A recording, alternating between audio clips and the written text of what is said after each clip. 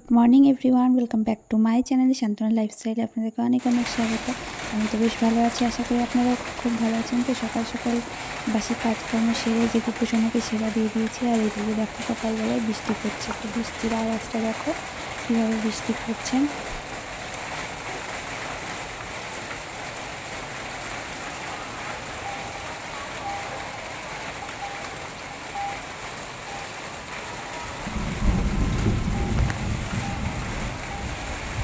তো আজ সকাল থেকে আকাশটা একটু মেঘলা মেঘলা ছিল। সূর্যি মামা একবার একটু দেখা দিয়ে তারপরে আর দেখা দিল না।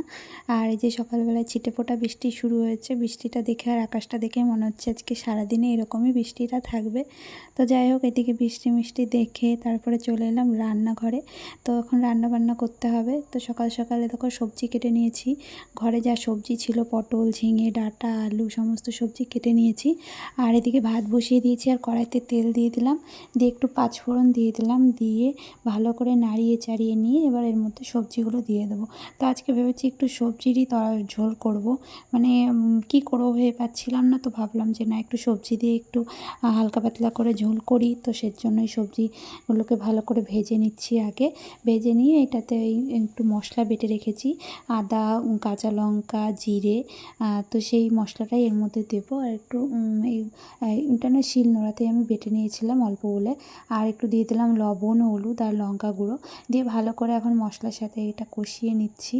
এখন কিছুদিন থেকে এমন হয়েছে, বুঝতে পারছি না কেন, মানে আমার নিজের হাতের রান্না নিজের একদমই খেতে ভালো লাগছে না। এত ভালোভাবে রান্না করার চেষ্টা করছি, কিন্তু তবুও মনে হচ্ছে তরকারি একদমই ভালো হচ্ছে না খেতে। তো যাই হোক, আমি এই যে আমার মতন রান্না করছি।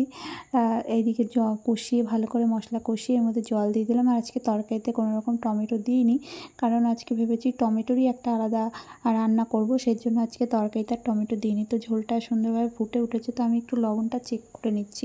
তো লবণটা এই কিছুদিন থেকে আমার হাতে কখনো বেশি কখনো কম, তো এটাই হচ্ছে। তো তার জন্য বারবার লবণ চেক করতে হচ্ছে আমাকে।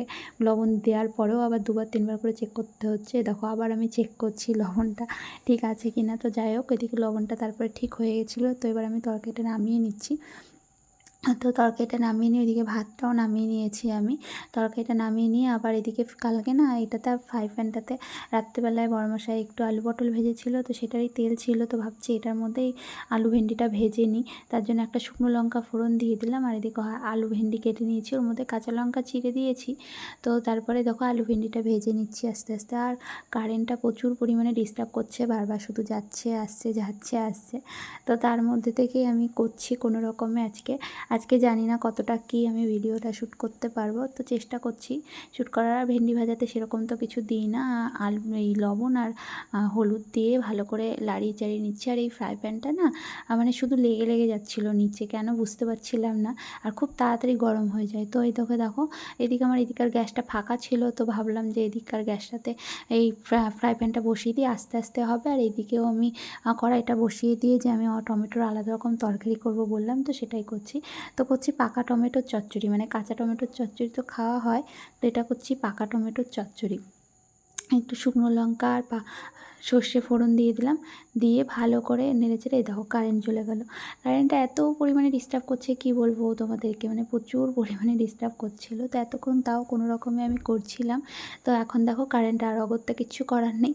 আর এই যে আমি টমেটোগুলো কেটে নিয়েছি একটু কাঁচা, আদো কাঁচা পাকা সেরকম। আর পেঁয়াজ কেটেছি, কাঁচা লঙ্কা চিড়ে দিয়েছি, আর সর্ষে শুকনো লঙ্কা ফোড়ন দিয়ে এর মধ্যে দিয়ে দিলাম হলুদ গুঁড়ো, লঙ্কা গুঁড়ো আর লবণ, ব্যাস এতটুকুই মশলা দেবো, আর কিছু দিব না। আর এই তরকারিটা না টক টক হবে, বেশ ভালো লাগে। এদিকে দেখো আমি ঢেকে দিয়েছিলাম, ঢাকার পরে দেখো ঢাকনাটা খুলে লাড়িয়ে চাড়িয়ে দেখো একদম তরকারি রেডি হয়ে গেছে।